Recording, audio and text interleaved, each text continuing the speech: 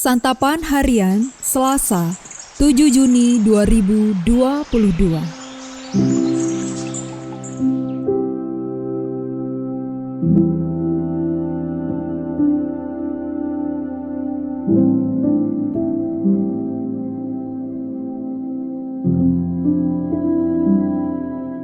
Inilah program Santapan Harian, sebuah program yang mengajak Anda menelusuri isi Alkitab, agar Anda menemukan makna firman Tuhan sesuai dengan konteksnya. Santapan Harian tertuju bagi Anda yang ingin memiliki kehidupan rohani yang segar, kuat, dan sigap.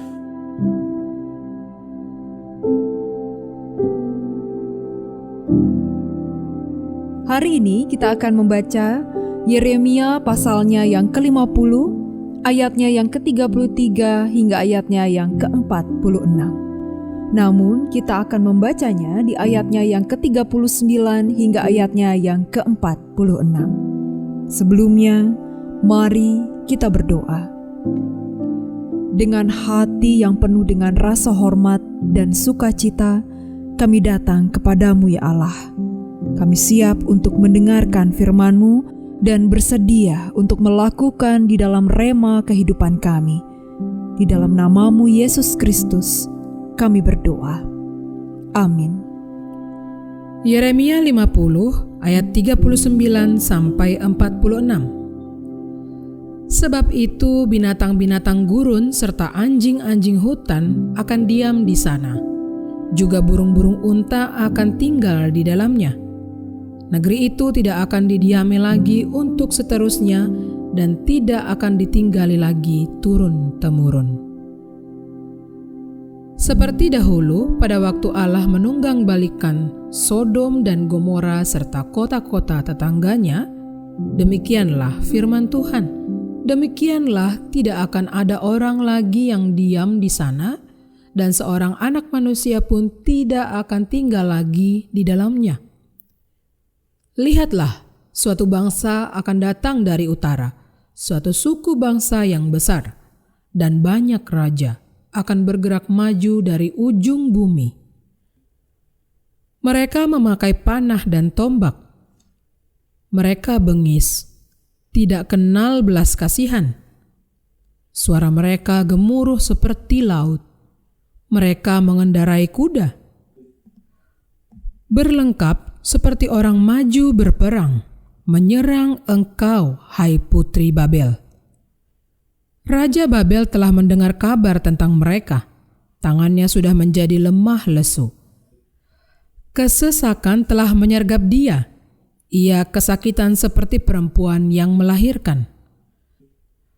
Sesungguhnya, seperti singa yang bangkit keluar dari hutan belukar Sungai Yordan dan mendatangi padang rumput tempat kawanan domba, demikianlah aku akan membuat mereka lari dengan tiba-tiba dari negeri itu dan mengangkat di atasnya Dia yang kupilih. Sebab siapakah yang seperti aku? Siapakah yang berani mendakwa aku? Siapakah gerangan gembala yang tahan menghadapi aku? Sebab itu dengarlah putusan yang telah diambil Tuhan terhadap Babel dan rancangan-rancangan yang telah dibuatnya terhadap negeri orang-orang Kasdim. Bahwa sesungguhnya yang paling lemah pun di antara kawanan domba akan diseret. Bahwa sesungguhnya padang rumput mereka sendiri akan merasa ngeri terhadap mereka. Bumi akan goncang karena kabar, Babel sudah direbut, ratap mereka akan terdengar di antara bangsa-bangsa.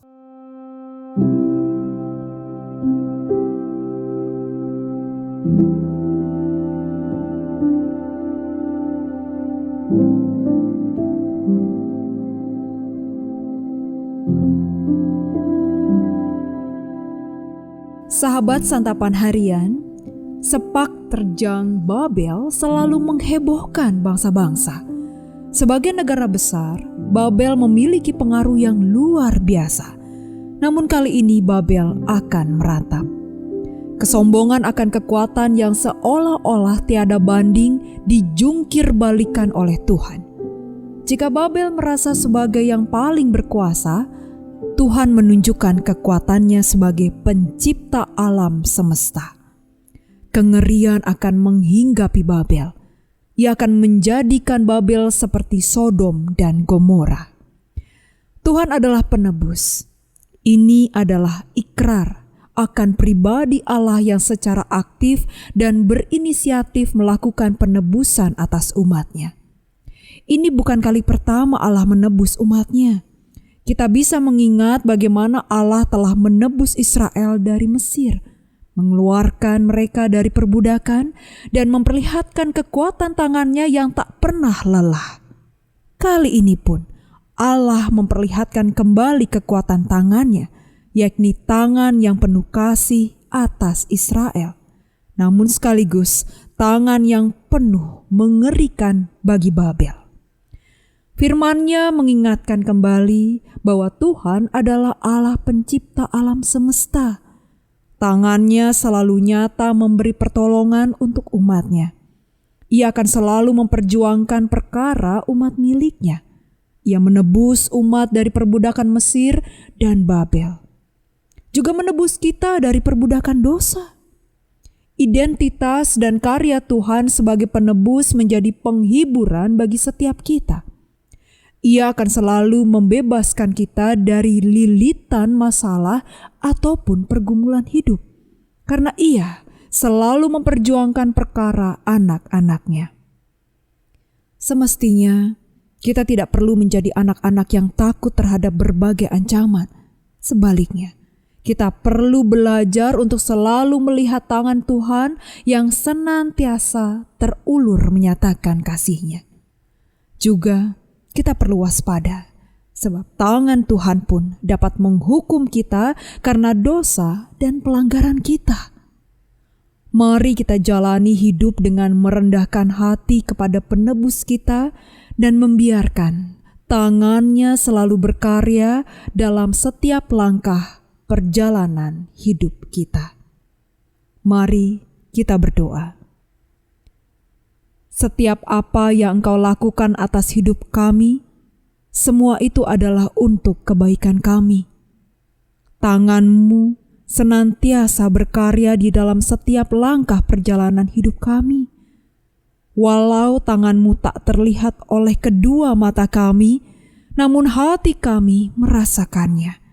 Dan itu adalah karya tangan-Mu, dan itu adalah nyata bagi kebaikan kami. Terima kasih ya Kristus. Di dalam kasih-Mu, Yesus Kristus, kami bersyukur. Amin.